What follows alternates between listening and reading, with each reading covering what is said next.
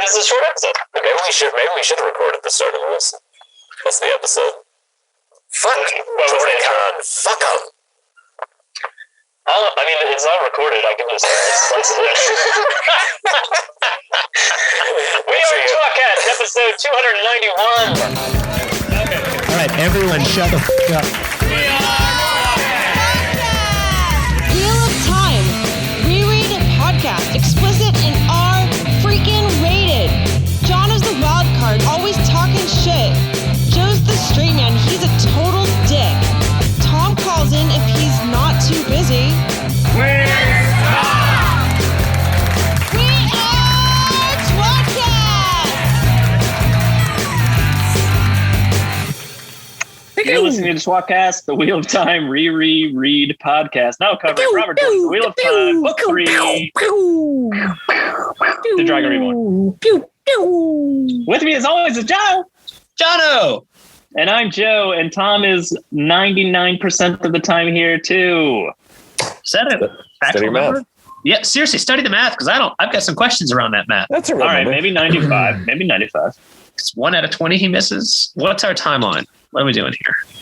I don't know, 11 years. I've been studying. I think that 95 is a high number for him, but that's okay. Study your math. Well, maybe. All right, 92%, Jono says. I did say that. I 69% of the time. Yay! I knew that would make you happy, you dummy. It would make me happy. damn it. Well, also making someone else happy, whoever it is. That was Hey, a guys. verbal. That was a verbal 69. Yeah, it really was. Hey, Which is weird because our digits were intermingling, so now it's a manual 69. But wait a minute, 69 is oral 69.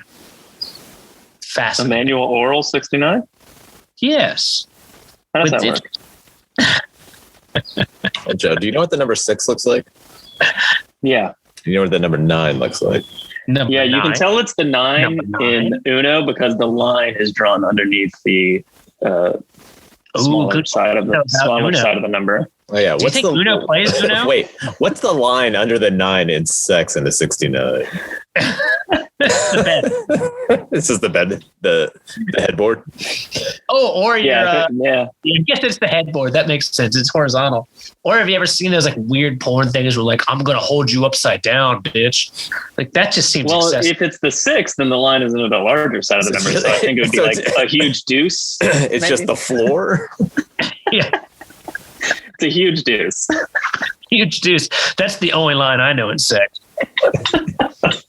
Are you shitting while I'm sucking your dick? Is this Maybe. log of shit coming out of you as long as your body? It's really Well, I mean, disturbing. horizontal. It's the width of my shoulders. I mean, Oh, it's still incredible. It's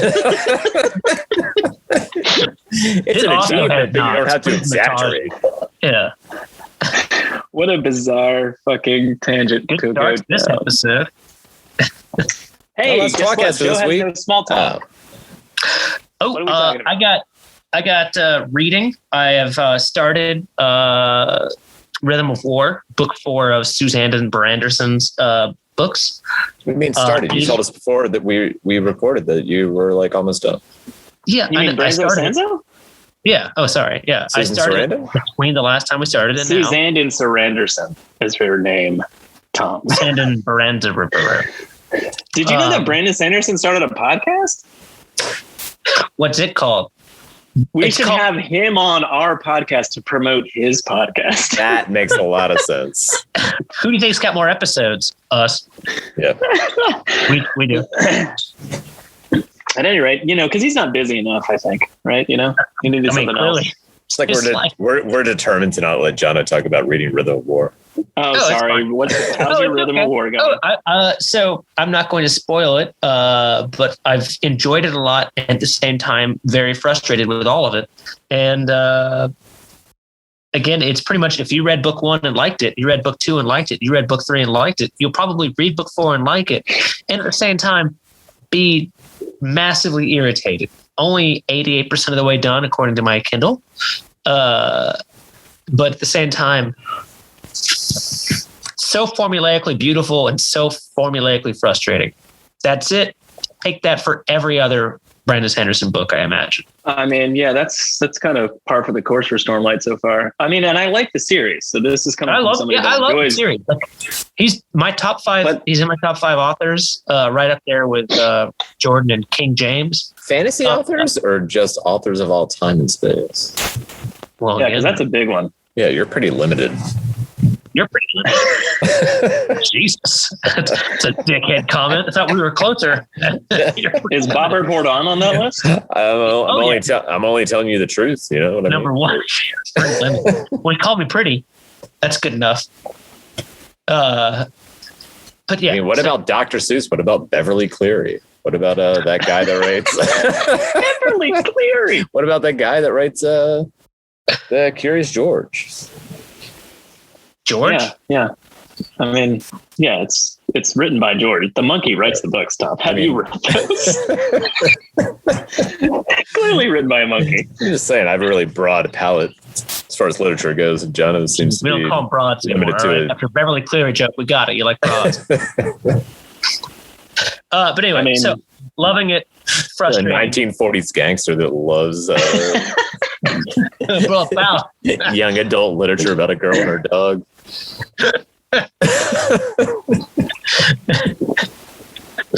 All right, so that's all I've got for the small talk.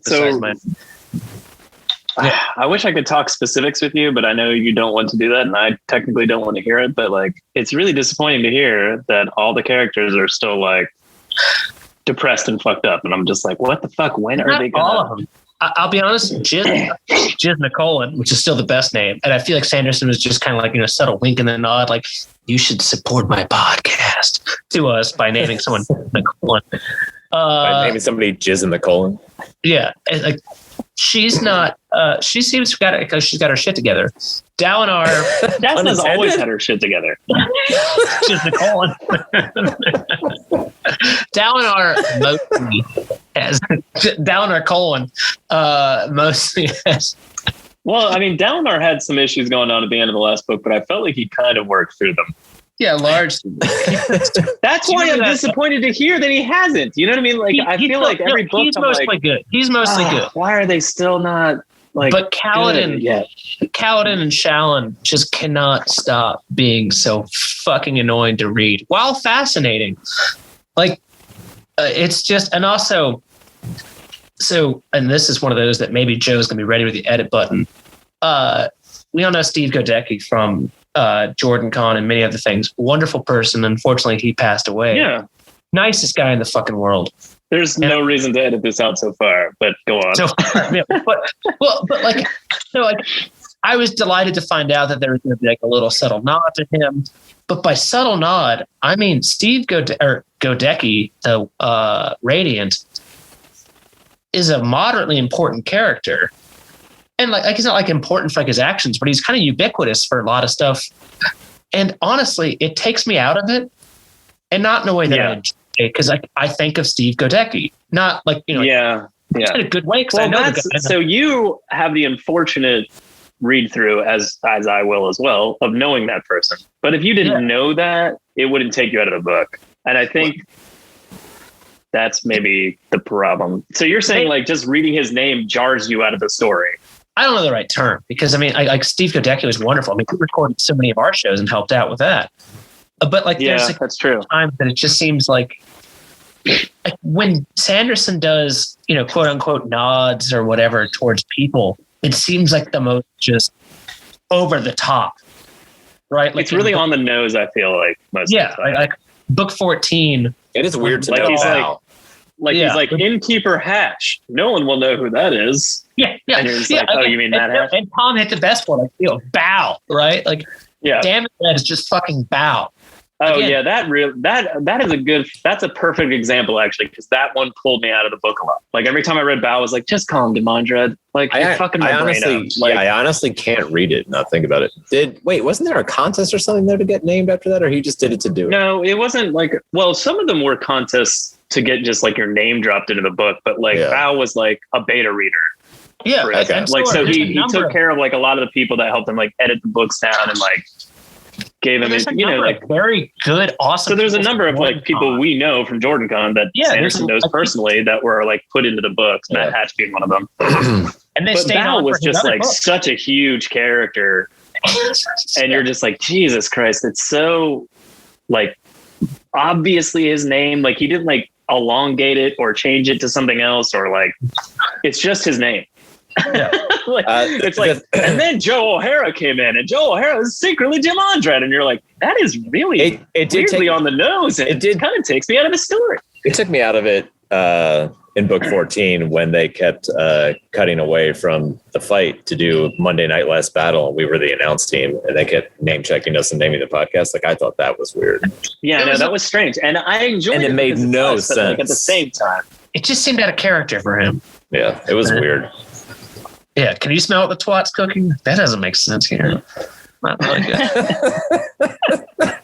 He was watching wrestling while he was writing the book and listening to our All right, well, that being said, right, I'm so still really when Sanderson comes on the podcast to help promote his podcast that no one's listening to. No one. You know what I mean? Like no one. Hey, like so when he comes on to like who's got more aggregate listeners, I bet. It's us. It's us.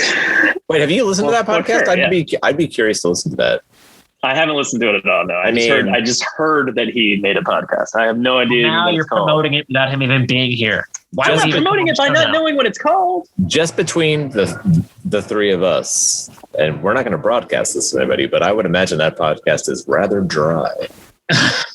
Just like his wife. His mangina? Oh, wife. Tom, it does seem counterintuitive that you're trying to make this a conversation just between the three of us, but we're also viewers podcast right now. Well, not everybody needs to know about it. Again, viewers can't unsee what they're seeing. Because they're viewers. That's debatable. It's debatable. Okay, all right. Well, spoiler warning. Can we go with a debate real quickly? What's the debate? They may or may not be viewers. We're not sure. Viewers. Yeah. Okay. The debate wasn't if they could unsee, it was whether they were. No. It's just whether or not they're viewers at all. We're not positive they're viewers. They're viewers. Tom, they're viewers. I mean, warning. I can see this us. This is our episode covering The Dragon Reborn, written by Robert Jordan, part 12, chapters 48 through 49. And you heard that correctly. 2 whole chapters. Oh, 2 holes. But spoiler warning for the rest of the series. The big like 3. Fucking anything we know, which is a decent amount, outside of the written literature. The literature. All right, Tom. Give us Following the Craft. Tom, chapter 48 is called Following the Craft. And it's the girls, and they're on their way to Tyr. Guess what, Tom? Your synopsis is wrong. They're not on their way. It's a sequel to the 1996 movie, The Craft, which has to do with an LA clique of high schoolers. So this book, notice we have the girls that are around the same age, Egwene, Elaine, Nynaeve, a little bit older, cooler, probably smoking around the school. But there's 4 of them in the movie. Jono, can you name the actresses? Yeah. The other one is Elsa Penfell. What? That's the 4th girl. She dies. It's a tragedy. But, there's a 4th girl. So this is obviously set instead of LA, set in Tar-Valon, and that is the high school that we're talking about. So this is The Craft part 2, Following the Craft. Except that it's this chapter is not set in LA or Tar-Valon. They're not on their way to Tyr. They're at Tyr. They arrive at Tyr. So they arrive at the beginning. We get our first look at Tyr as the girls arrive. They're shockingly bickering. They meet a doctor lady. Elaine has her single greatest moment. Bravo. Yeah, Bravo. It's pretty good. So, it is. I think it is her single greatest moment, by the way. I mean, what's better? She doesn't have another one to compare it to. Tom. When That's she the point. gets I don't know. Kid cut out of her and raped. Group sex is pretty good. Nope. Exactly. Yeah. Okay. Actually, group sex. You know what? I fucked up. Usually, cut out rape shouldn't be number 1 anyway. I wrote Nanita sick on a boat and would rather be dead than on a boat, which is insane. Yeah, it doesn't make any I've sense. forgotten the unnecessariness that is she also, and maybe it's just her menses related. Maybe they cycled up because like I'd forgotten that. Why does Egwene have these fucking issues? That's just a 9/8. It's because of the motion of the boats. It's corkscrews. Yes, that's all I can. Yeah. Like a duck penis. Every time I read that, I'm like, how does a boat corkscrew? Does it like flip under the water?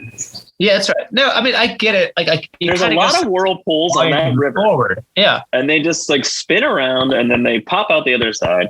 I would very much like to spend the entire review of this chapter you guys explaining how a boat corkscrews. Well, look again. So it's kind of going side to side. You know, like maybe the what the fuck? Okay. The oars aren't kind of the sweeps aren't really perfectly done. And the sweeps are out of sync. That sounds like a bad captain to me. Oh yeah. Well, he's that do be a sign of a bad captain. We're not going to Ilion, you motherfucker. I didn't say we were, but he's a good captain. He do be a good captain. That Beldona. Maybe true. That did be true. I think it's funny that she doesn't recognize her own alias. Like they're like, I don't even remember which fake name it is, but he's like, it's Jocelyn. Mr. Jocelyn or whatever. Yeah, like Mr. Jocelyn, and she's like, oh, that's me. Hello. Good job. Hello, fellow kids. Not very good at this. I love that she gets like she just talks about like I haven't had any relevant dreams, and then gives a dozen 100% relevant dreams that not even are like current what's happening, but literally the next book. Like Harold Luhan's going to be in a trap. Well, that can't be right. Just all these pieces. And again, of course, it's there for the reader, but at the same time, it's fun to make fun of her because it's just. What about the one where Matt's screaming, "I'm coming to save you," and she's like, "Look at that, man."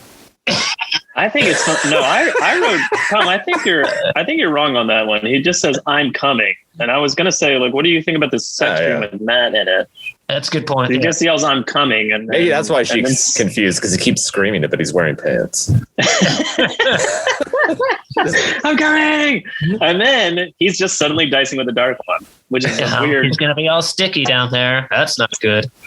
It's a weird transition. Yeah. And there's also, again, because if you wanted it to be thicker, like Matt's come, there are 11 people trying to make everyone dance. You know, so it's clearly like, well, who would be 11? Well, we had 13 Forsaken. We killed 2. She literally saw 2 of them die. Yeah, one of them is. You know, that's a little too obvious, Tom. Come on, one of them has got to be something more complicated than that. Literally, been dreaming about a man with eyes of fire. Like it's just kind of like clearly you should know.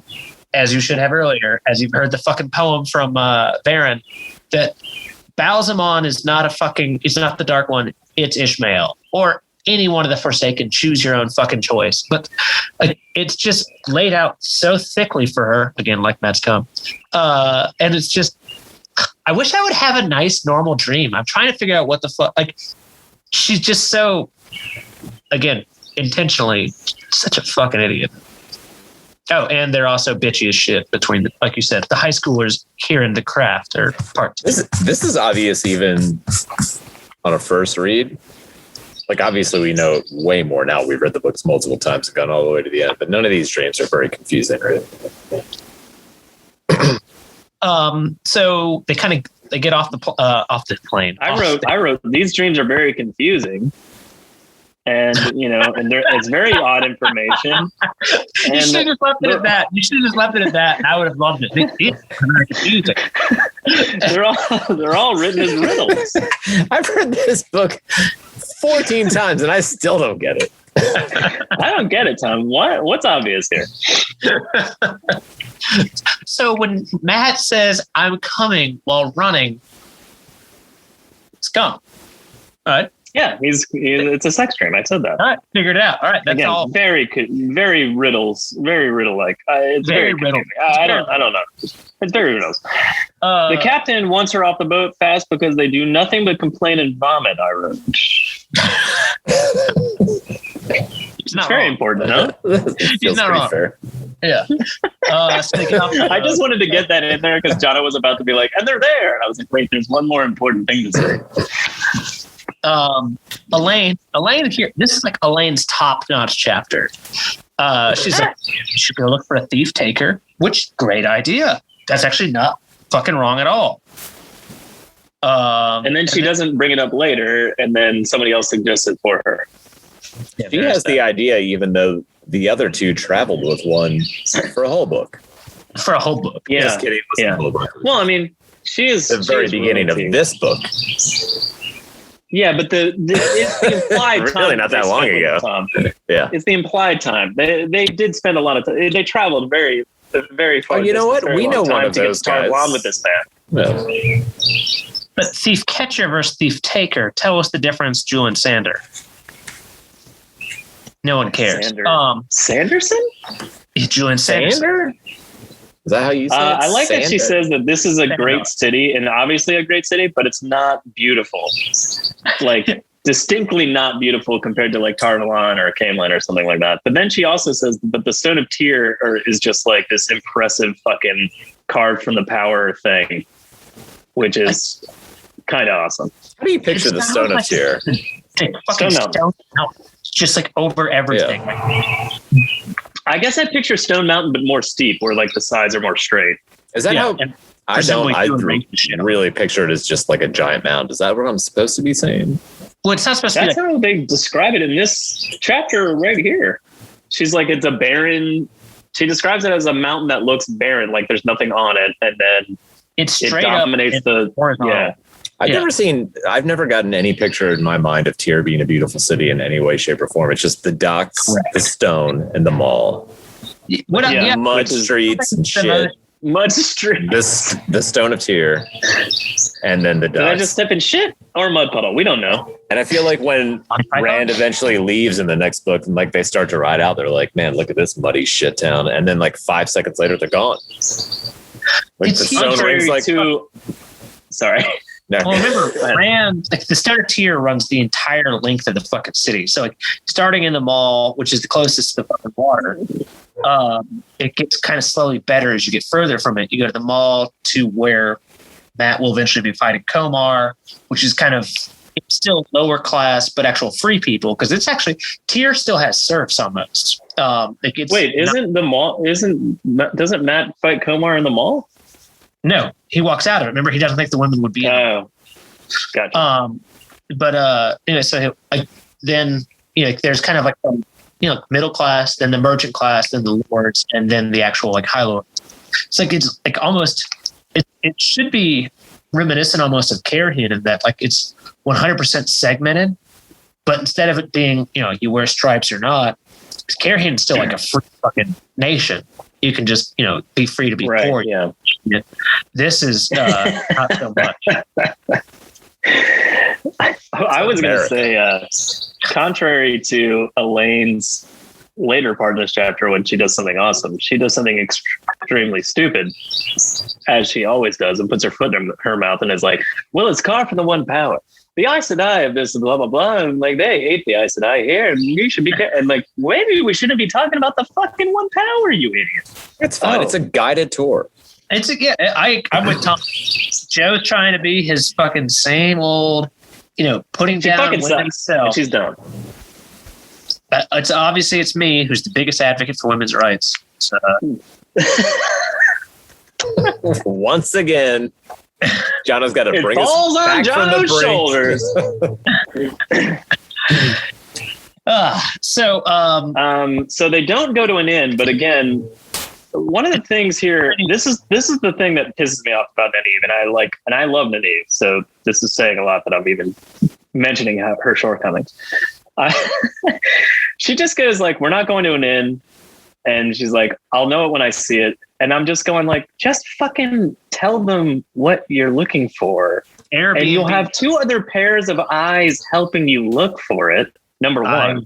Number two, maybe mention this sometime on the boat. So if there is a problem with your plan, or it's like they might find holes in what you're going to do, or maybe they'll disagree and be like, that's a great idea. We should absolutely not stay it in. They spent the entire trip vomiting. 2 of the 3 of them. Oh, that's true. That's true. They did do that. That's like when you're. So Nynaeve just has this whole plan in her head, but like But it's like they're discussing this on the fucking dock, and I'm like, why are you discussing this right here? Like, this is the part where you had tons of time to plan what you wanted to do in between vomit sessions. And just like Elaine and Egwene might have been like, hey, that's a good idea or that's a bad idea. Knowing Egwene, she would have said it's a bad idea, but then they could have argued about it and figured out, like, it's just like poke holes in each other's plans, figure out the best way to actually do things. Or at the very least, like I said, just help Nynaeve find the fucking place she's looking for. Anyway, it's like really annoying. It's like when you're with somebody that's looking at their phone or like reading a newspaper and they're like, oh man, and you know what they're doing. You're like, yeah, I'm just going to ignore this. Yes. Like, And oh, you're like, wow. yeah, And you're like, are you going to make me ask you? Like, if it's interesting, just tell me what you're reading about. Otherwise, shut the fuck up. I'm trying to enjoy the birds singing. That's a name plan. Sometimes I like to imagine what it'd be like if there were no birds. It's not so bad. Maybe something to discuss before they arrive. That's all I'm trying to say. Maybe.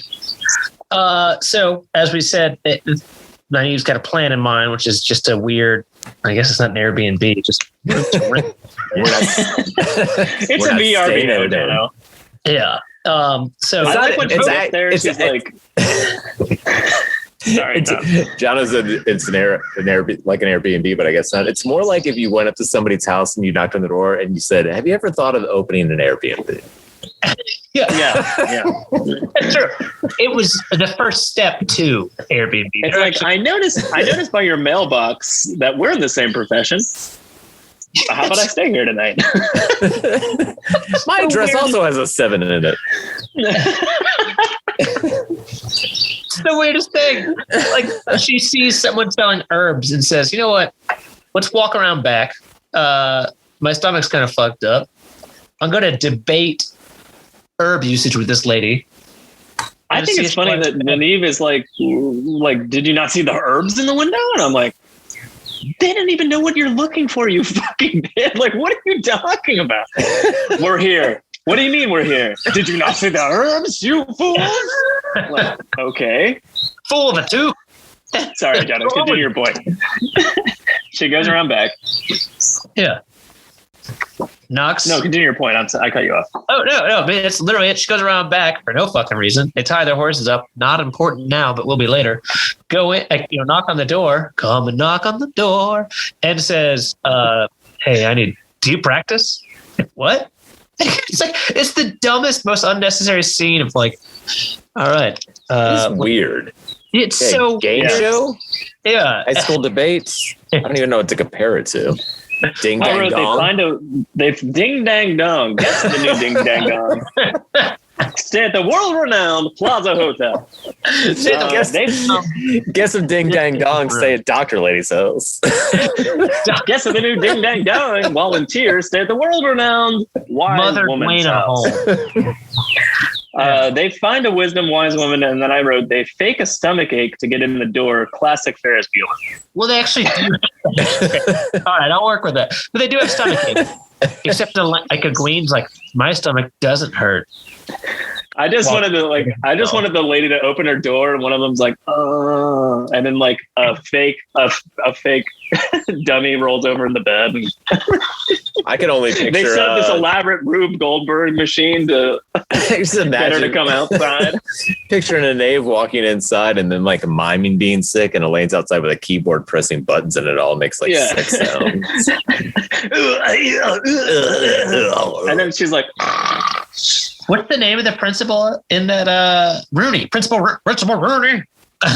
Rooney, yeah. Who's Rooney? Leandrin? No, it's Julian Sandar. He drops his wallet later on the Black Aja, finds where he's staying at. Now I'm just picturing the three of them running away from the Black Aja to this song from the end of Ferris Bueller when he's running through the yards. He is watching it. Like, he is like parkour after the Aiel later. So he's just kind of running through the backyard trying to catch Ferris. Nynaeve is the best one. She's obviously Ferris Bueller. What does that make? Sure. I guess that makes Egwene Sloan. Elaine Cameron. Yeah, she's the one that's really annoyed, and he's like, and then she picks up the answering machine. You've reached the Coffin Brothers mortuary. Oh yeah, I guess you can't take our mom's Ferrari. When Elaine was in Egypt's land, That let makes my sense Elaine now. go. Yeah, we're on the right way. It's all tracking. Can't take her mom's Ferrari. So Nynaeve and what's her name? The wise woman? Mother Gwena. Gwena? I thought it was Alf right? Roman, I think it's Alf Roman. Sausage King of Chicago. Sausage King of Chicago? She does have dried Chicago's, or dried Chicago. She's like, you're Alf Roman? Oh, it's Abe Froman. That's my fault. Oh, Abe Froman. You're Abe Froman? I remember a lot more about Ferris Bueller than I thought I would. I'm shocked you have I'm shocked you have a reservation. Come on in. So they sit down and test each other, and Nynaeve says, "How do you ease birthing?" And she says, "A warm towel and a soothing hand." And I just laughed and said, "Lord would have me murdered if that's all she had." While giving birth to our That's all I child. want to need. A warm towel. Shut the fuck up. Shut the fuck up. Here's a Yeah, warm why towel. not a cool towel? I think a cool towel would be better, right? Cool towel? I thought it was Alquin. It's Doctor Lady. Alwyn's her first name. Is Mother Gwena is what she calls herself. Oh, gotcha. Okay, thank you. The Airbnb Anyway. manager. Yeah, the Airbnb. Yeah, so, and then Elaine says something amazing like, "What do you do for women that can't stop arguing?" Just for instance. Not that I personally am involved in a situation like that, but just for a friend. Actually, not involved for the first time. The answer is, by the way, let them exist because that's all women fucking do is argue. I thought the answer was murder. Hail that one. Yeah, because she said she dunks their heads in water. I thought the answer was, have you ever heard But of she Ted never Bundy? says she takes their heads out of the water. So You know? drown them. I think she drowns them in the barrels and then closes the barrels up. Jewel and Sandar just rolls them into the mud in the mall. No, No one knows. you put both heads in the water. One of them eventually, one of them is going to be the first one where the bubbles stop coming up. Let the other one out. And now the person you're arguing with, you don't have to argue Dead. anymore. Dead. Thanks for the money. See you later. Argument sells. And then she's like, weirdly, no one ever reveals what I do because I accept the money first, and no one ever reveals this. And then, when in reality, it's so they don't get murdered. It's Yeah, the it's ultimate obvious. con, right? You just don't murder someone, take their money. Mother Gwena is in the mob. Yeah. Yeah. Jewel and Sanders, her protection. You have to pay.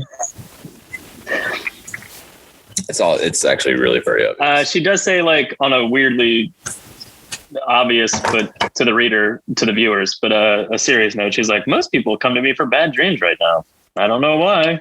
I'm like, It's clearly intended to be obvious for the reader, but it should also be obvious for pretty much every character at this point because dreams have been ever present in their importance since book one. That, by the way, don't forget the fact that, again, in Baerlon, all three Taviran had this. Egwene and company, they know about Tel'aran'rhiod. Perrin knows about the wolf dream. So anytime you hear, hey, we've had bad dreams, all of us, you should be a little kind of sensors going up. But in this case, they don't know about Bilal or that Rand's on the way or any of that, right? no, they don't. However, they just learned of the world of dreams, and they know that dreams are very important. The world and of Jono dreams. said, it's like a Disney ride. You just sit in the chair and it spins around in a circle and shows you different shit. Yeah. This is them in the 60s. But they have all this information, and it's not even that anything means anything per se, but they don't even pique their interest when something comes up. Does the word just the word dreams would make me what'd you just say? Tell me more. Especially considering what you're learning, what you're trying to do. And I guess, it goes on what we just talked about a minute ago about the fact that she has literally a dozen dreams, all with massive significance. And she's sitting in, I wish I had something important in my dreams. It'd be nice if there was something about the Black Jaw, the fact that you're walking straight into a trap in the heart of stone. That's silly, Tom. That's silly, Jono. My fault. Again, but whatever. So they ask her to open up their Airbnb, and then they open up a B&B. Yeah, That's what we should do. They give her a fake story about thieves and murderers. A gang of women thieves and murderers. Gypsy, Trampy, which comes back in the Jewel and Sandar chapter in the next chapter, because he's like, I've heard of bands of thieves. I've heard of women thieves. I've never heard of a band of women thieves.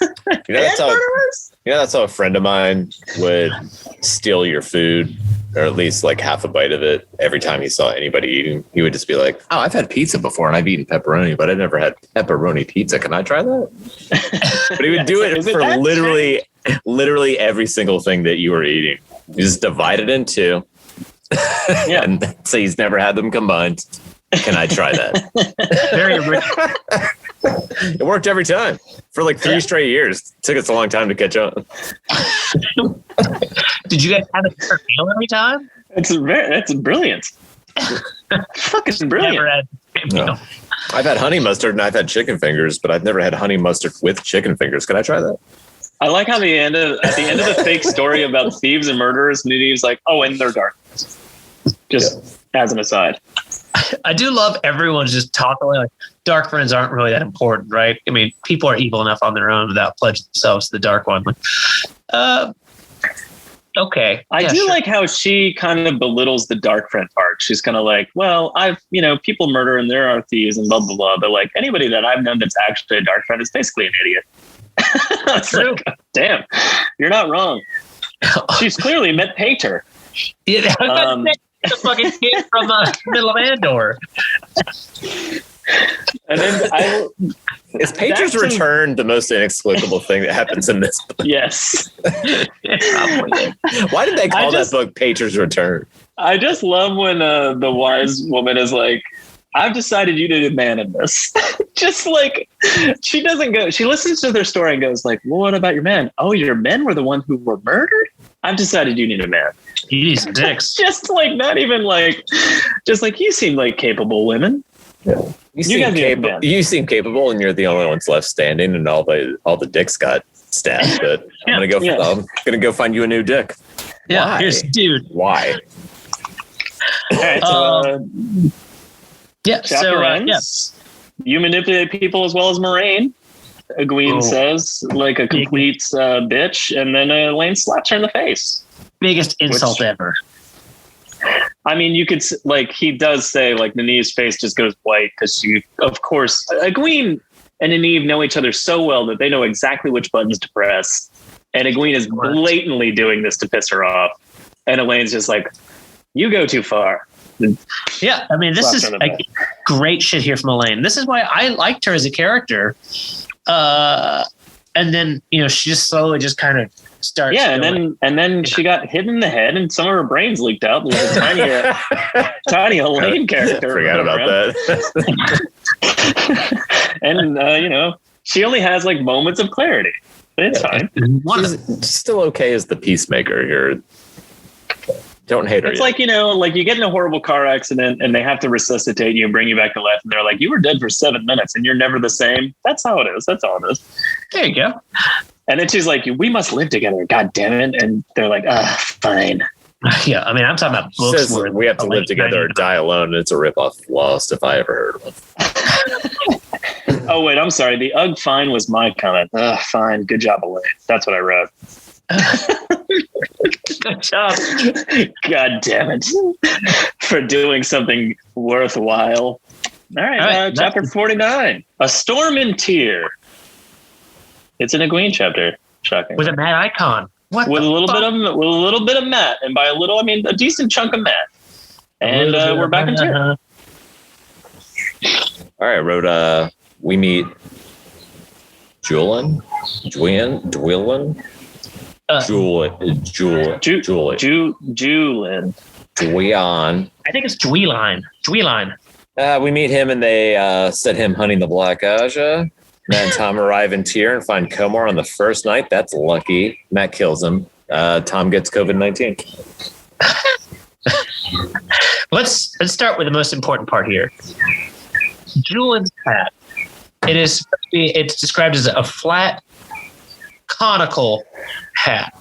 So I think the most important part is that Tom Maryland isn't vaccinated. What are you focused on? Well, he's old. It's an anti-vaxxer. Sorry. Flat conical. Go ahead. So flat, conical by definition is cone-like, which means it has to be both circular and three-dimensional and up. But he's got a little elf hat on with a flat top on it, like one of those guys, like a Shriner. Yeah, no, it's not a Shriner. It's more like what they kind of like the rice hat kind of thing from like a guy working like rice patties. Wait, what is it really? It doesn't have a brim. It doesn't have a brim. It's just like a little cone on his head. No, it's a cone, but flat. So I assume he's like the guy's like Indy, very close to it. Yeah, exactly. So it can't be too. It can't be too high of a cone because it's flat. But technically, a cone. No, the top is flat, as it's a cone that had the point chopped off. No, it's not. It's not a fucking. So tier is. Yes, it is. It very much is. Yes. It very much. You're completely wrong. It's a cone with the point chopped off. It's got a flat top on it. That doesn't say conical hat with a flat part. It says a flat conical hat. No, it says a conical hat with a flat top. The haircut? Yeah, flat top. Yeah. What's that called? Is that it's a in fez? the military? Are you in the military? No, bro. I just have really short hair. No, I was in Kid and Play. Is it? So bamboo he's staff. got a Shriner's hat on without the tassel. You dummy. I don't think that's right. I think it is. It very much is. Because I feel like there's supposed to be this Asian vibe to it, not a. Because like I disagree completely. Nobody in here tracks as Asian. He's carrying a bamboo staff. And he's speaking another language. I'm pretty sure it was Asian. That's from the cable. That's from the cable guy. Oh yeah. Oh, John. I was gonna say Tom because that was raucous as fuck.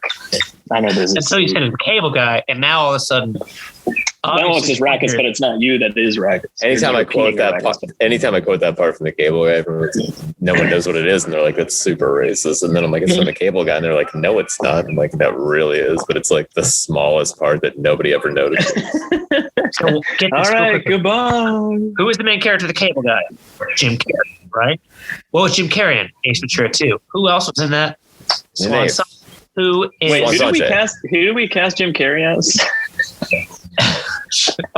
Gareth Briney then? Gareth Briney then. Makes sense. It does make sense. Total sense. It's the worst casting ever. Also, he does sequels now, like, so everything's fine. He's not working a lot. Yeah, he's holding out for Gareth Briney then. Anyway, so Sandar does say like the High Lords are gonna want my services soon, so let's get this shit on the road. And she's like, "Come on, man, stop driving your prices up." He's like, "No, seriously, there's thieves all over the city. No one sees them. I do. Like, I know what I'm talking about." So if you hear this and he just keeps saying there's things at night, but there's no report of crime, do you think? He's like, nothing is stolen yet, but it's gonna happen any day now.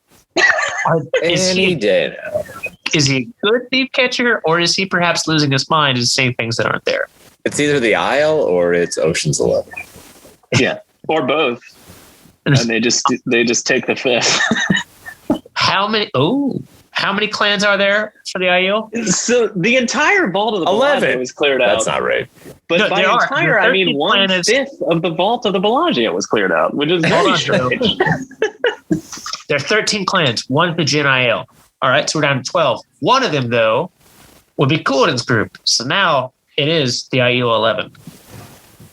Oh my God! All right, I like where your head's out there a lot. What is the deal with that? Which one of the clans is Scott Conn and which one is Casey Affleck?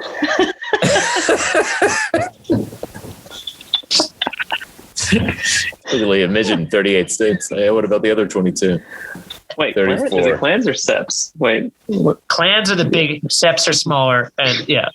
Societies are smaller. No, gotcha. Yeah. Societies can be Oh no, the disbanded. societies can go wherever. Yeah, they can go wherever. That's the whole point. That's how they keep the conversation going between them all. Yeah, that's how they. That's how they get together, do heists. I think that's right. Yeah. God, if I were listening to this podcast, I would hate myself so. I really would too. Like a fucking bunch of idiots. They're so fucking focused on Home Alone, Ocean's 11. Everything is a comparison to Harry Potter. I don't understand what's happening. So anyway, what do you think is left? Four people, or three of them? You think we need one more? We need one more. All right, we'll go one more. We'll go 5. What do they call it? Julian Sandar eyeballs Nynaeve up and down like 3 fucking times, and it's hilarious. I love it. I got a question. All right, is that because she's the most age appropriate, or is she the hottest? That's an I don't excellent think question. she's the hottest. I think it's because she's clearly in charge, and Julian You don't Sanders. think she's the hottest? I don't know. I think Nynaeve's pretty attractive. She's supposed to be attractive, yes, but honestly, she seems the least attractive to me. Like as far as just description. No, I think they're all on par in terms of attraction. It's just kind of like the type that you like. Like Egwene's like the farmer's daughter, and you're like, yeah, I'm not really into that. Like Julian Sanders is just like, nah, not for me. That one, however, she's angry and tugs on that braid a lot. It's a Goldilocks situation. Yeah. Royalty farmer's daughter. Oh, you're just right. Yeah, right. Yeah, just right. She's in the middle. Yeah. I don't want a princess. I don't want a farmer's. I don't want the girl next door. I'm gonna go right down the middle here. Nobody. Little did he know that Elaine was just like, I don't care about age appropriateness. miss your chance, bro. Elaine just goes to bed that night and goes, you had a shot. You missed it. I like that conical hat with a flat top. Wrinkles on the face, eat bush. That's how that saying goes, right?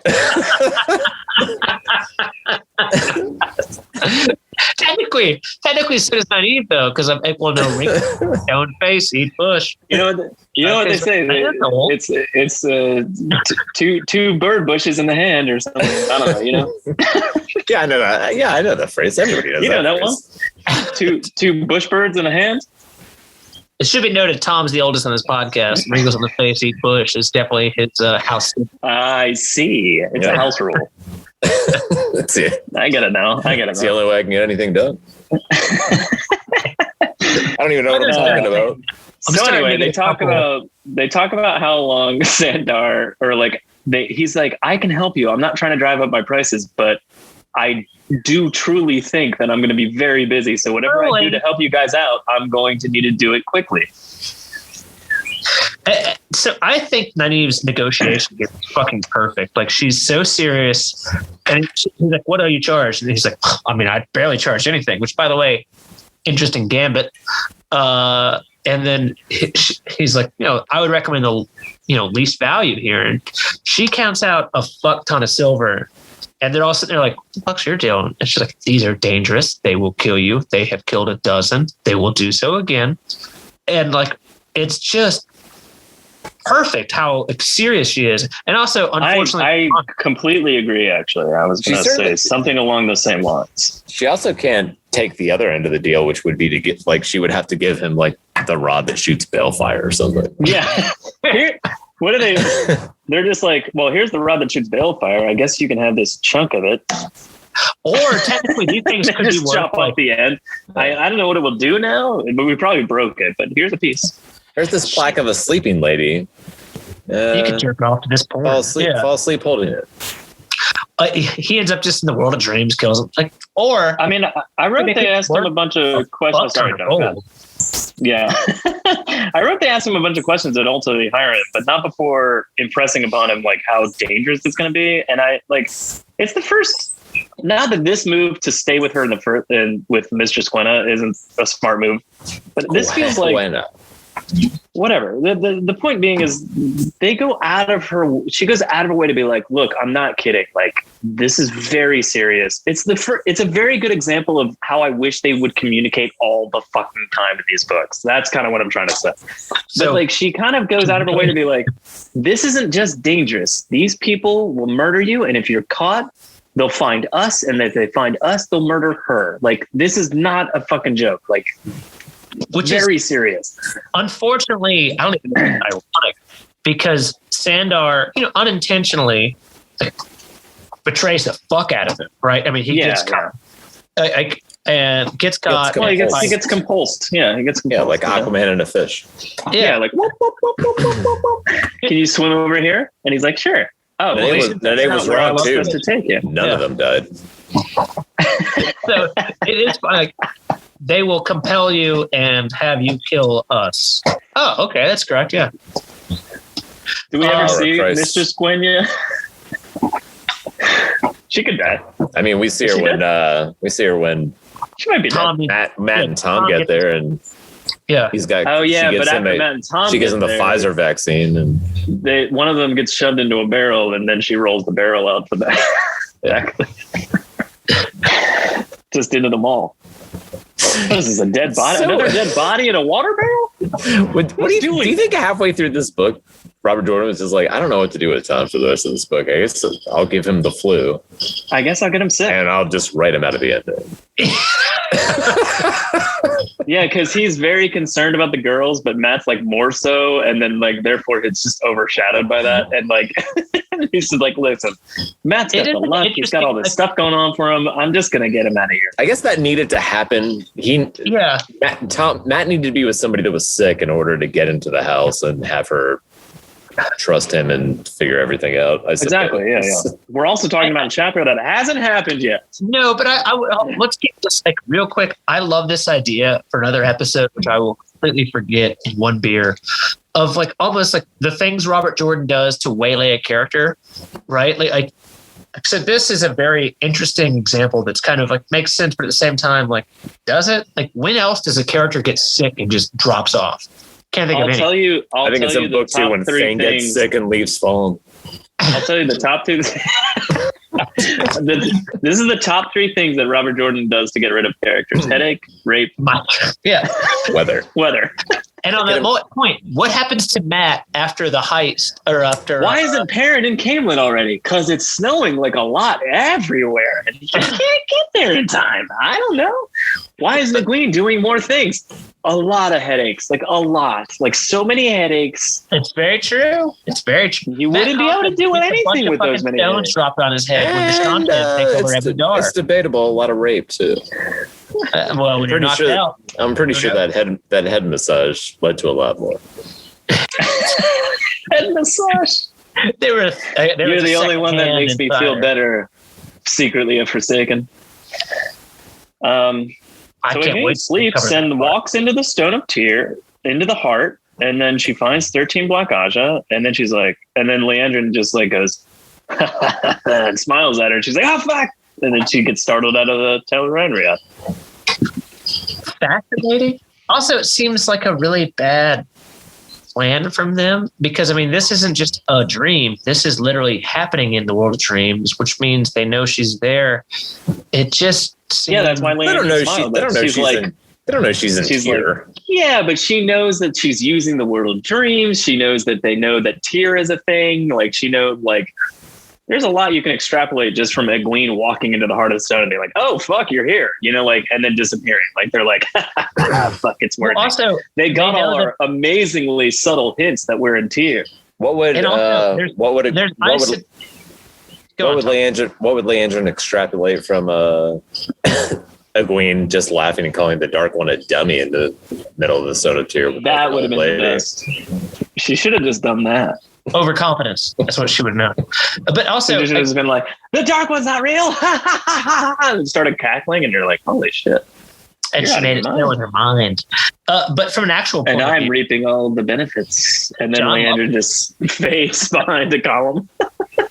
Best John Lovitz reference in the last 2 hours. Before that, though, better.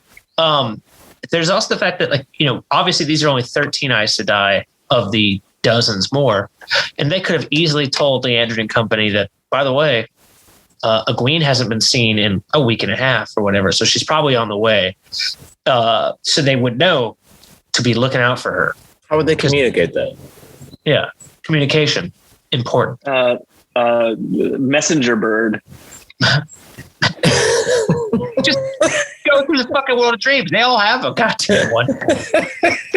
Who else even knows? Who else did these 13 even know are other Black Eyes? Well, they Why should all have, Mordecai? And then it's like, What is it, Galana? oh, Egwene's on the way. Galena. Galena.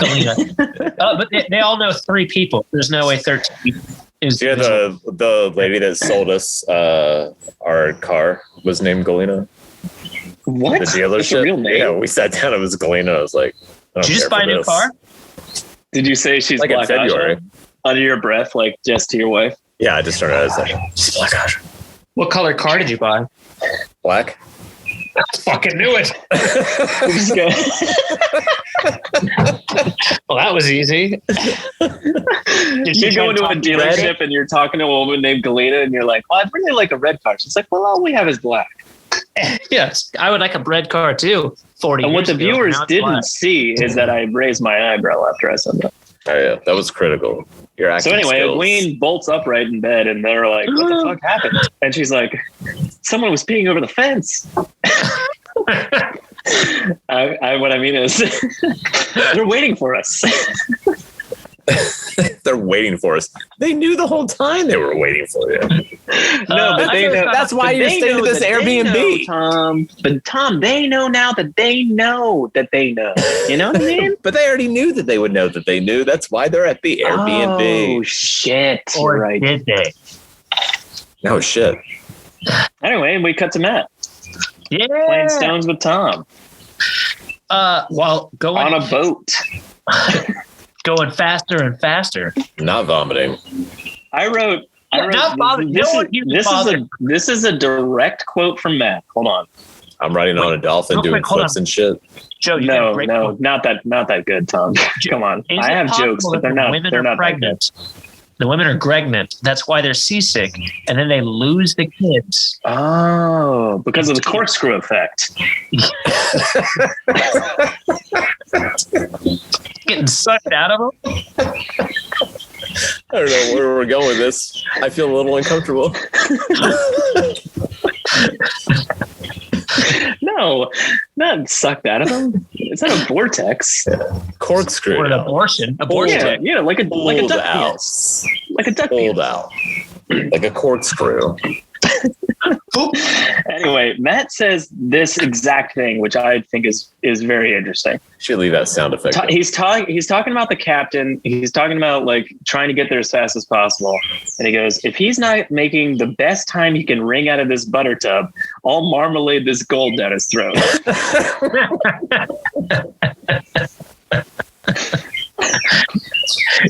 He uses the butter to kind of warm up between.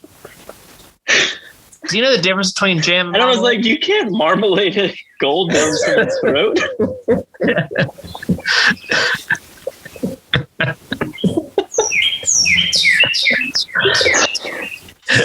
The birds in the background are actually 100% perfect for that. I hope you guys have something else because that's all I got.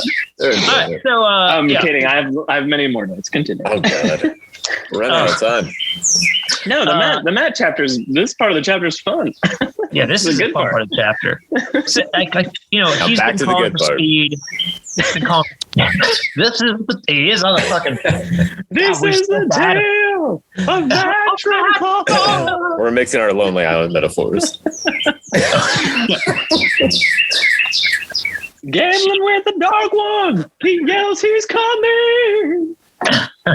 Sorry, go ahead. Oh, So he's playing with Tom. He's playing stones. It looks like he's going to win. He's actually, and then Tom's like, you're actually pretty good. He's like, I had you in 5 turns. kitty. God damn it. You have me in 3. Son of a bitch. He's like, if you paid the fucking attention, you could be good. That's all I'm saying. consistently stones are pretty similar to the game of houses. Yeah, Well, I also think it's just about battles, and that's kind of like the main. It's strategy. Little does Tom know, Matt's like one book away from beating him in stones too. And then he's like, "Have you ever beaten?" Or he goes, "Have you ever lost?" And he's like, "Well, Morgus could beat me." And Half the time. Yeah. Well, the ability to be beaten by her is a thing. That's What about less gays? Could less gays? And then all he says is like, "I've heard great captains are really good at stones." Hold on. Less gays couldn't do it.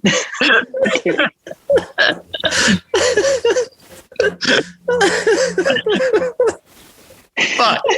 Less gays loses 50% more than everyone else.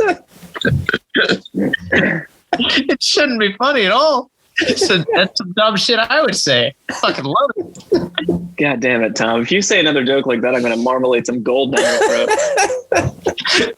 Tom is sitting there. I was really proud of that one. Just, yeah. Fucking so dumb. You just had to pause. You're like, well, more gays could be, man. I was like, Tom versus 8 gays in a stone tournament can't be beat. What about 17? What about more? Anything more than this? Anything more? We bring more gays. Obviously, I'll lose.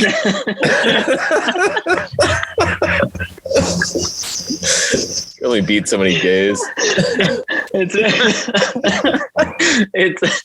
It says something that I'm like, one, laughing, but two, allowing this to stay in the podcast. It's called editing later. It's genuinely just funny. It's not a hate crime to make this joke. Oh wait, was that a hate crime? Oh, it's out. It's out. It sounded like you said hate crime. Is that what we call them? Hate crimes? I thought you said hake crime. I did. I said hake. Hate crimes. Fuck. We should. Oh, grape ape. I feel bad. We're here now. General. Basically, the captain barges in and goes, "Hey, we're here. We're in tier." He's like, "Pay me my fucking gold." He's like, "God damn it. A riverman who didn't dice, he's never heard of." And I was like, "That's funny." Yeah. So they get off the ship here, and Matt is hell bent on finding Komar and or the girls on the first night. Yeah, immediately. He also goes out of his way to protect the fireworks, which for him, we all know. Soaking in water. Well, he's learned things. Yeah. Still holdover from his mischievous youth.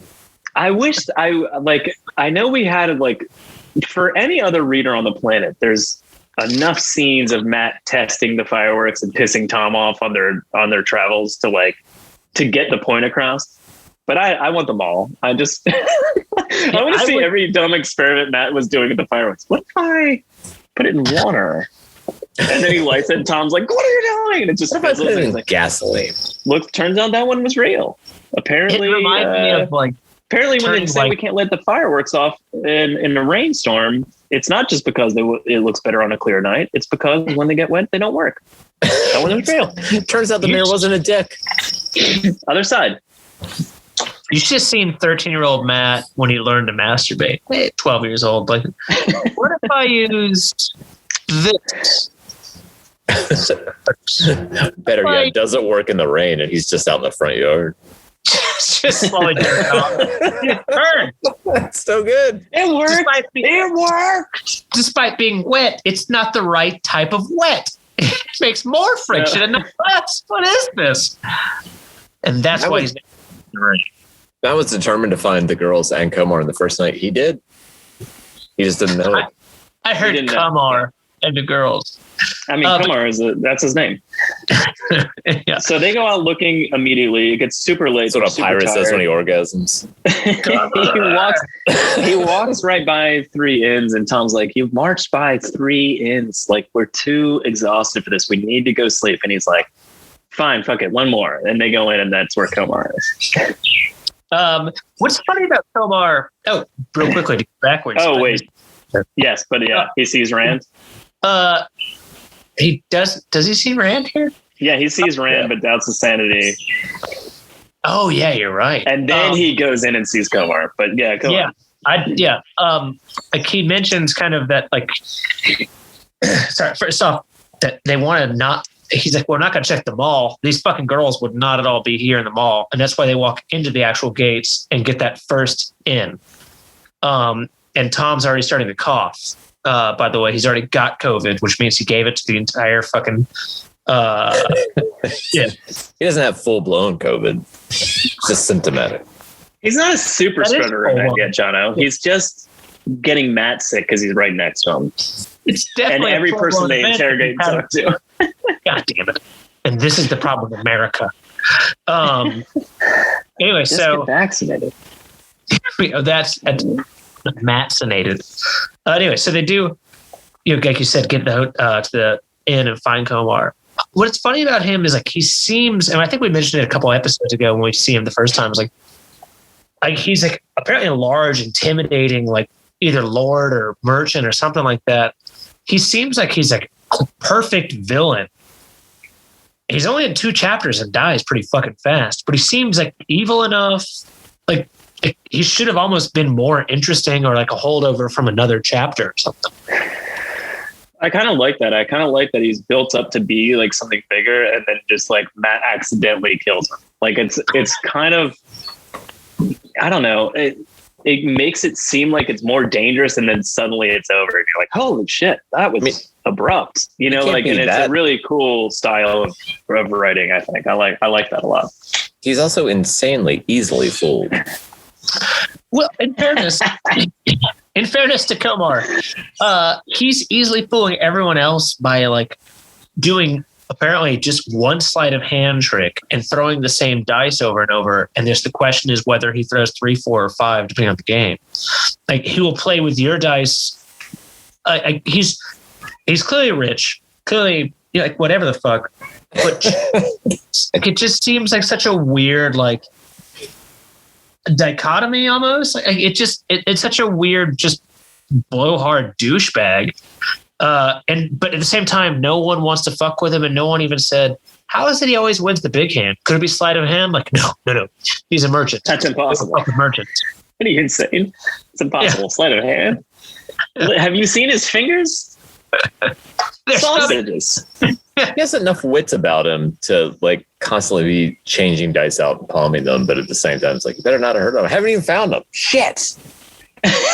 I chalk that up to the same way that Landfair was telling Matt shit she didn't want to tell him, and she's just like, I saw your dick, so I just thought I'd reveal some information to you. And then Did Matt show Komar his dick?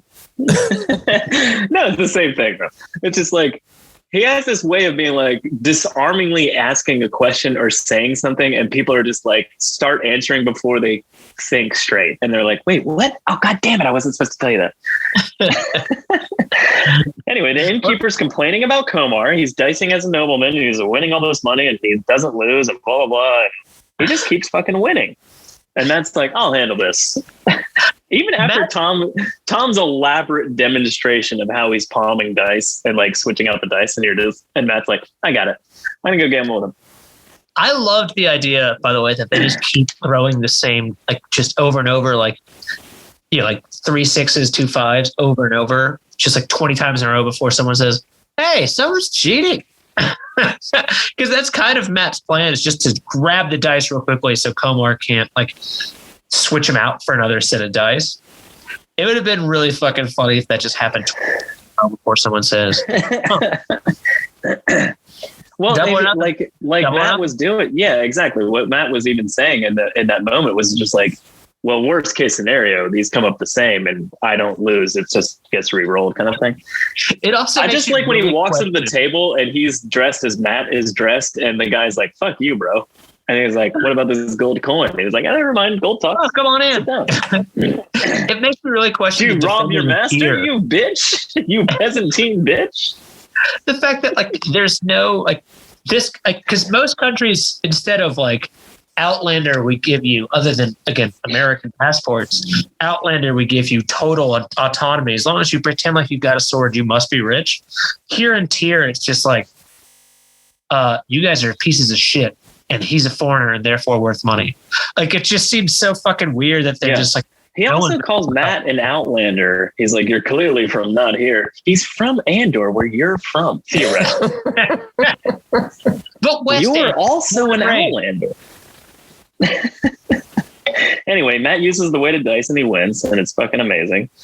I do like how he like literally feels the dice rolling across the table and goes like, this is gonna be interesting. And then it's like it comes up like 5 crowns or whatever, beats the roll.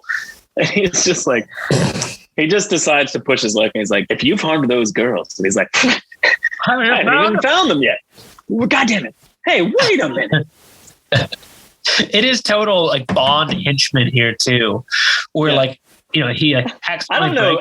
Giving it Bond henchman is giving it too much like gravitas. I think it's like Austin Powers villain. Okay, that works. It really is. It's a parody of a Bond villain. Because they have like a quick fight, like which briefly goes like, oh shit, you know, like what's going to happen here, and yet somehow only character of the entire news that we ever see break his back in like a normal room scuffle, but he still has the ability. I mean, I love how he shoves the. I mean, I know we don't like to break down fights and whatnot, but like I love how he shoves the table. And then he's like, "Oh fuck! I forgot how big this guy was," because the guy just shoves the table right back at him. Yeah, it's like I said, like knocks him on the ground. And I'm like, "This is amazing." It's like a real fucking fight that like Matt doesn't just win, and yet at the same time, instead, he actually just breaks his ankle, falls over and breaks his back. Oh, well, fuck. So again, like you this were is a little worried for a second there. Yeah, for sure. Yeah, for sure. But this is kind of that fight, like. So we saw Matt against Gawain and Galad, and you're like, oh, fuck, he's awesome. But then the next fight he has is he throws somebody backwards off of a fucking rooftop bridge and barely survives. And you're just like, what the fuck were you thinking? And it's like, literally every fight he gets in is just, he's getting into these fights where you're just like, this is insane, you're going to die. And then you're just like, well, the riskier and more random the fight, the more chance I'm just going to fucking magically come out on top. That's book one, Ishmael. Yeah, it's fucking awesome, man. This is kind of the Matt, like, and I know we've talked about it a lot, but this is kind of the Matt portion of the books where we're just like, fuck yes, I love this guy. Yeah. Anyway, so after that happens, he does his, kind of like, there's more hunting them, and then dies, death rattle. And Matt's sitting there like, what the fuck? Where's my luck? What the fuck? And like, what do you mean, where's your you dumbass? Yeah, you just used a lot of it. You just found a guy.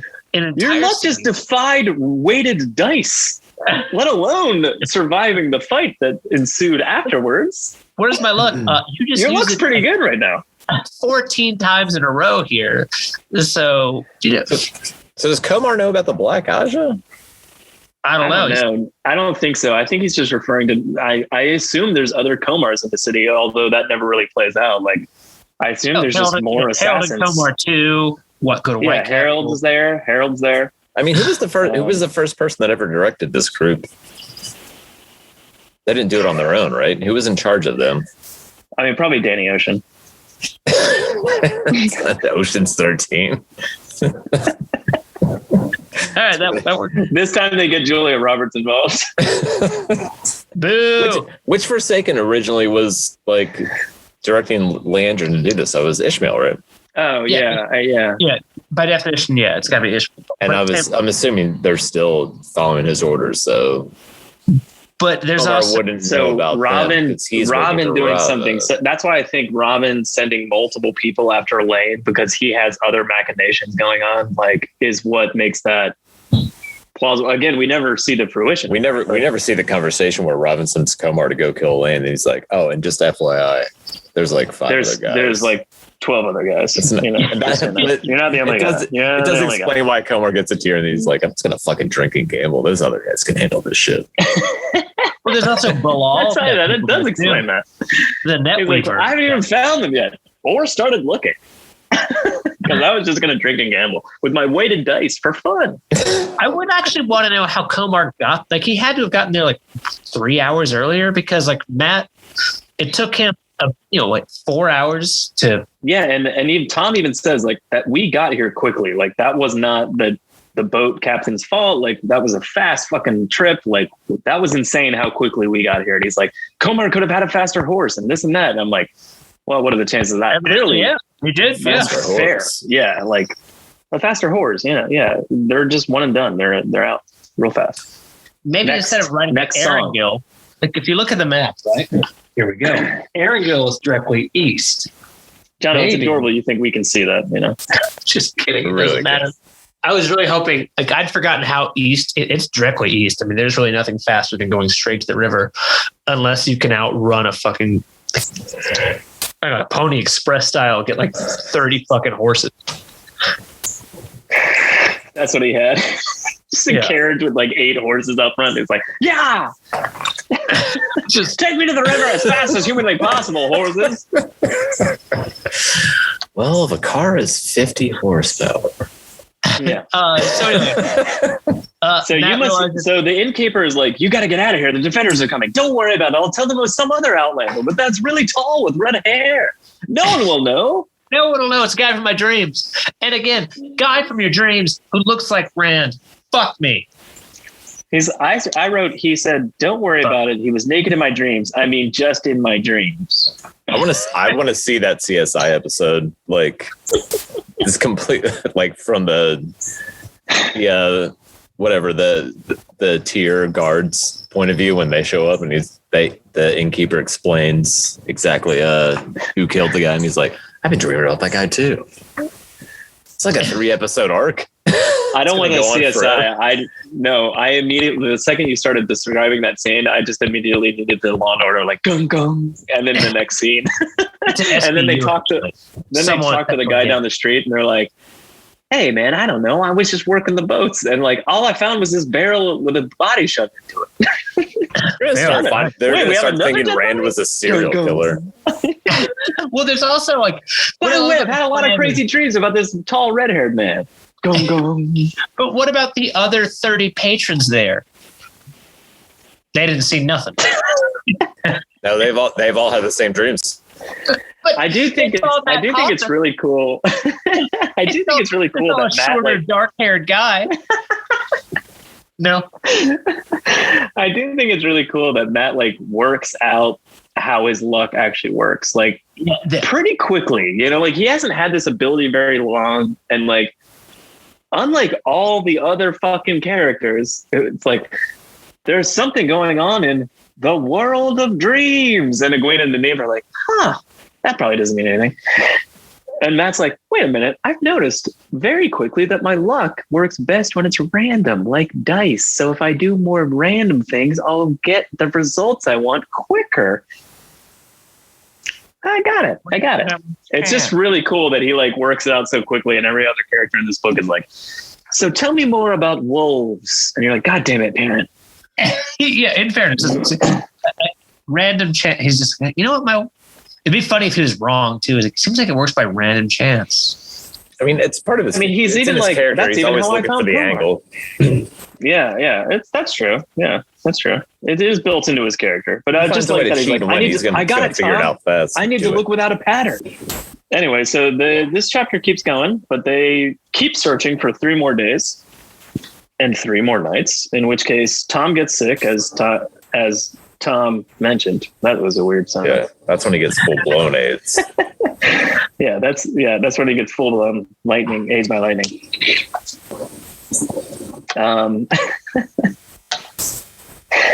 I don't know what I was writing here because clearly I misspelled something, but I wrote, they rude rumors.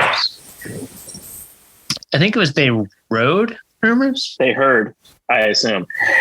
War in Ilion and in Mayenne, Andor might be invading. The Dragon Reborn is coming. No innkeepers have seen the girls, so on and so on and so on. And then Matt starts having dreams about the law. Throwing a net around the girls or Moraine. The saddest of all the Forsaken. It really is. So 1 minute of screen time. Balefire. Not only that, but like, yeah, just the dream sequences we've seen from the other like Forsaken so far has been like Ilion, they didn't know what was going on, but everyone was having dreams and the whole city was fucking sad and like everything was going on. And like they find out that the same thing, well, the we find out that the same thing is happening in Camelin and whatnot, and we're like, oh, the Forsaken are clearly affecting dreams and like what's going on. And like basically Bilal's just like, how about a net around these women? He's the High Lord Salmon. He's the High Lord Salmon. Yeah, High Lord Salmon. Oh yeah, that's what I meant. He's the High Lord Salmon. He's the High Lord Fish. Yeah. He's the High Lord Fish. I had never really thought about, because like I remember him being like supposedly much more dangerous. He's manipulative, that kind of thing. And technically he is the one who puts a lot of pressure on Rand at one point later on in this book. He went for the gold immediately. Yeah. Like, fuck all you pussies. I'm getting Calendar. I'm going to town. Yeah. Going for Calendar. Again, I wonder if that is about them like carving up their own space or him just being out earlier than like Robin or Samuel. Like he was just like, oh, I found the stuff. I found a Calendar. Fuck you guys. I got this. I got it. And they're like, God damn it. I got out 5 minutes after Bilal. He got But fucking it seems teared. so dumb because like we know, like in retrospect, we know that the Stone of Tyr has some of the biggest population of Angreal. And, Rand finds one pretty fucking fast in the next book. So why does this dickhead not at least get like a second level of insurance and just say... He spends every night walking around that sword and he should have just gone to the basement? Yeah, exactly. Fucking idiot.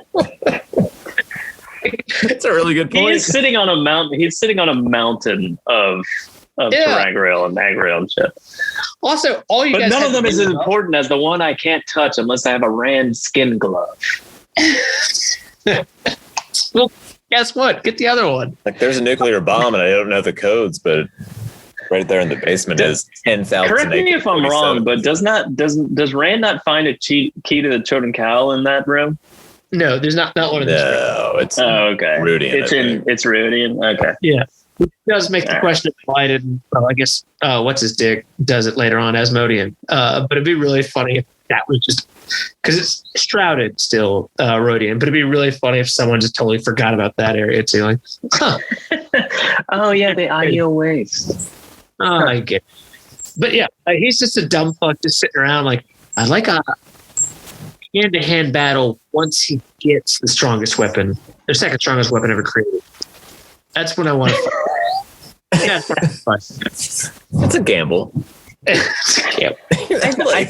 think Bilal got grab it. He's not going to know what to do. He's untrained. Like I'll take him out right away and I'll grab it. Yeah, and then I'll take it. It makes sense. It's a good gamble, as Tom said. It makes sense. It's a fair plan. Rand's an idiot. He doesn't know what he's fucking doing right now.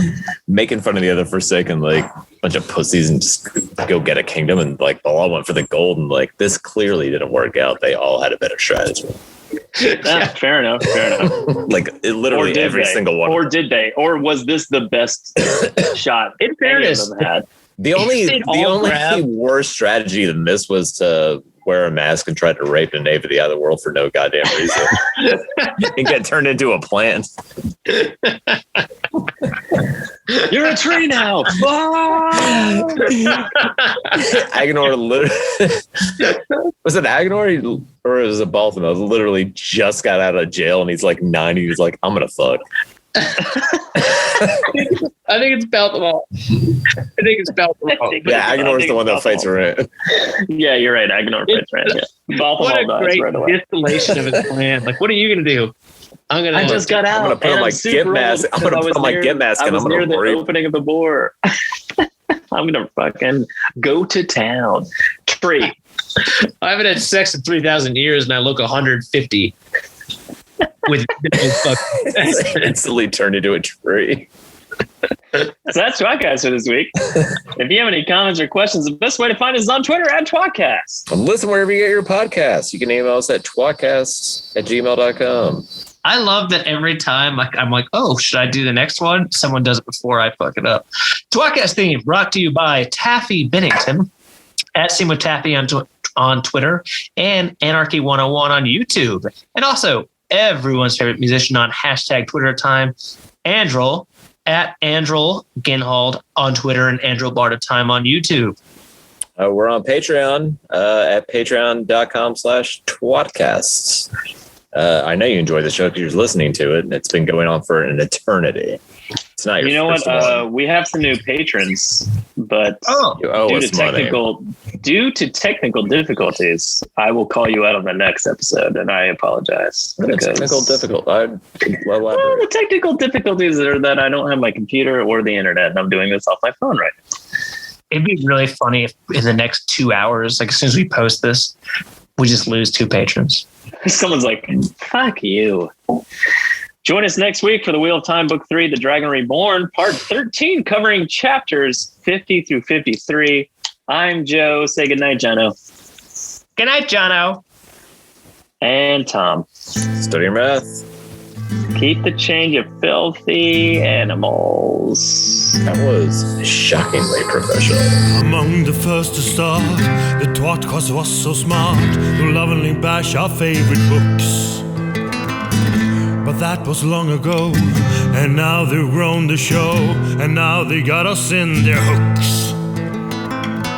Don't throw coins to these bastards, they need bars of gold at least. Someone please keep them afloat. Now let's listen as they once again ramble through a book. Let's get the fucking quote.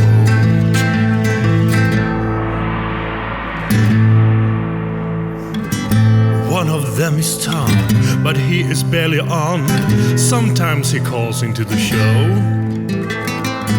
Another one is Jono. Is he their joker? Oh no. And Joe, is he the stupid one?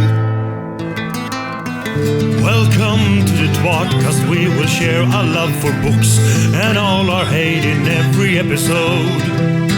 We'll entertain you, make you laugh so hard you barely can stand up. That is the tWoTcast.